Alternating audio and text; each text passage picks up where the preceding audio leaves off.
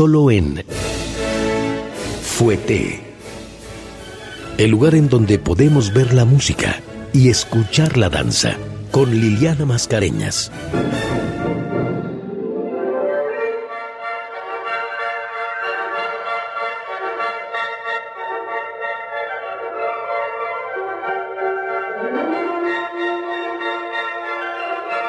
The Humpbacked Horse, a fairy tale.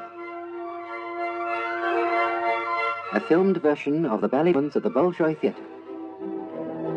Hola, ¿qué tal? Muy buenas noches, ¿cómo están? Soy Liliana Mascareñas, les doy la bienvenida a una nueva emisión de Fouetté, este espacio de Opus 94 en donde cada semana podemos ver la música y escuchar la danza. Hoy, bueno, pues para empezar ya este mes de diciembre con ambiente festivo, ¿no? Este espíritu de celebración y en donde convivimos más con la familia, con los amigos, donde buscamos como momentos de estar más tranquilos, pues quiero abrir el mes con un ballet que hace mucho que les quería presentar. Es un ballet, pues, para toda la familia, tiene una historia mágica y es El caballito jorobado, que está basado en un cuento popular ruso que escribió Piotr Pavlovich Yershov en 1834. De este caballito jorobado se han hecho varias versiones de ballet inspiradas en esta historia, que es una historia del folclore ruso, es un cuento infantil que no falta en las familias rusas y pues su presencia escénica en términos de ballet se inició con coreografías desde Arthur de Saint-Léon, que era como el predecesor de Marius Petipa al frente del ballet imperial ruso, y después Marius Petipa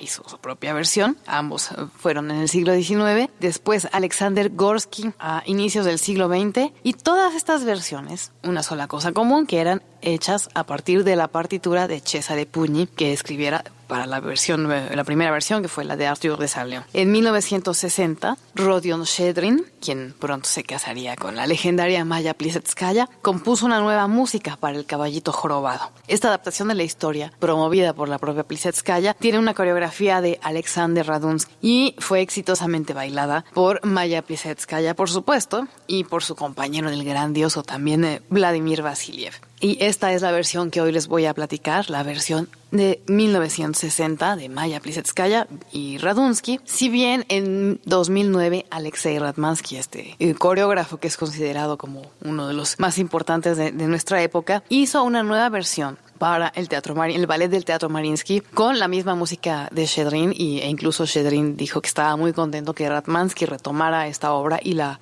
hiciera ya con un sabor de esta época. Este cuento, como ya les dije, se llevó por primera vez a escena como ballet por el Arthur de Saint-Léon, quien después haría Coppelia, por ejemplo, y se estrenó en el Ballet Imperial de San Petersburgo en diciembre de 1863, teniendo en los papeles principales a María Murayeva y a Timofey Stukolkin.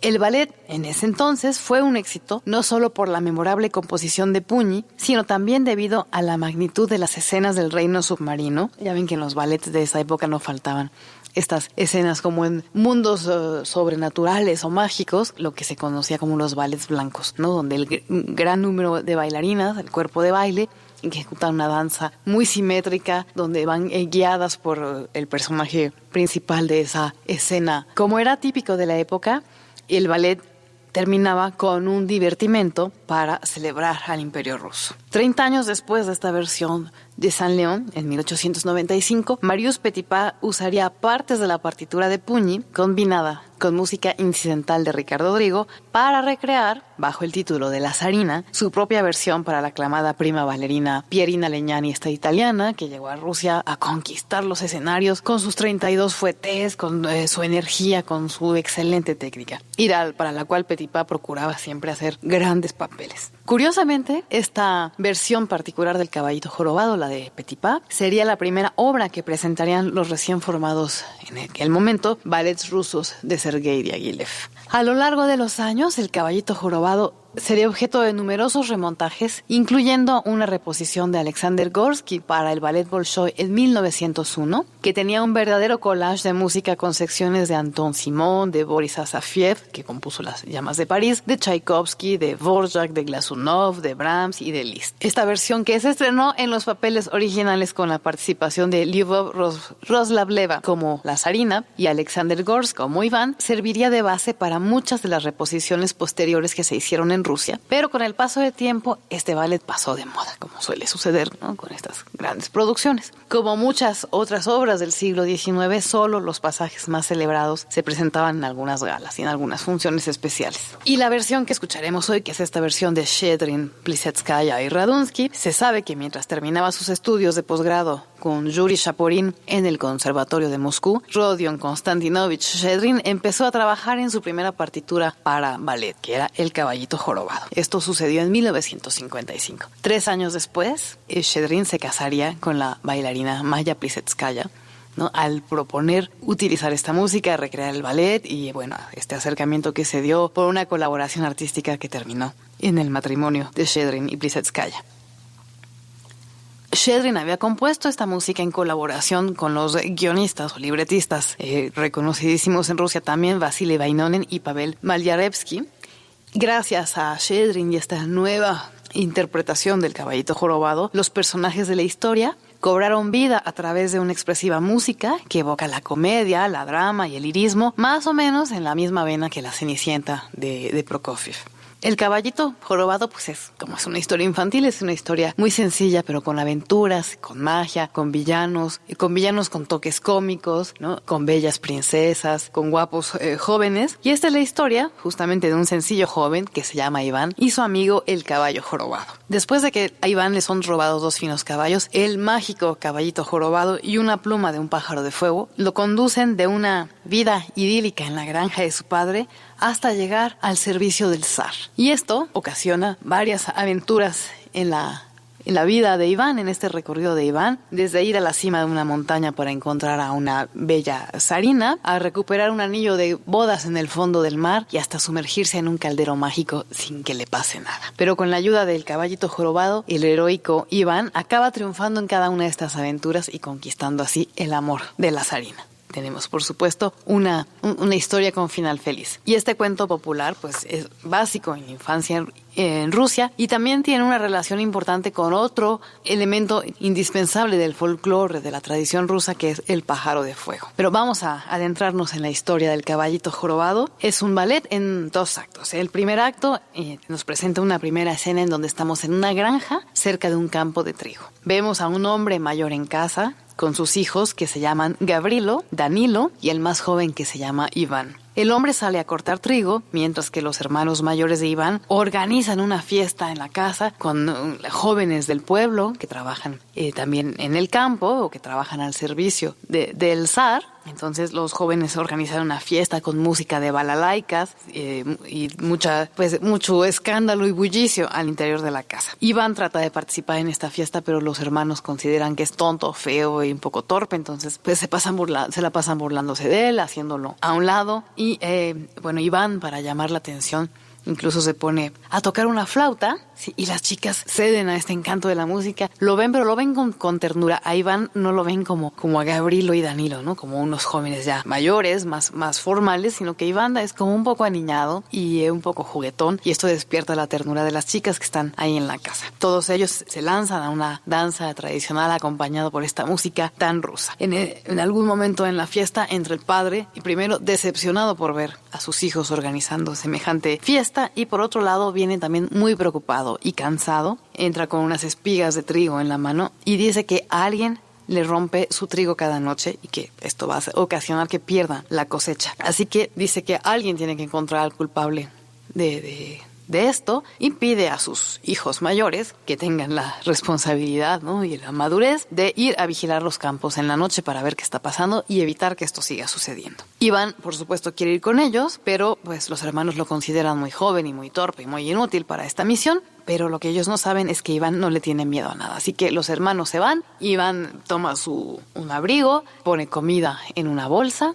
y sale también en la noche a tratar de encontrar al culpable. Y se va él solo por su lado a vigilar los campos de su padre. Y vamos a escuchar esta danza con balalaikas, fiesta que sucede en la casa de Iván, sus hermanos y su padre, de la composición de Rodion Shchedrin. Y vamos a escuchar esta versión interpretada por la Orquesta del Teatro Académico Estatal del Bolshoi de la Unión Soviética, dirigida por Algis Suraitis.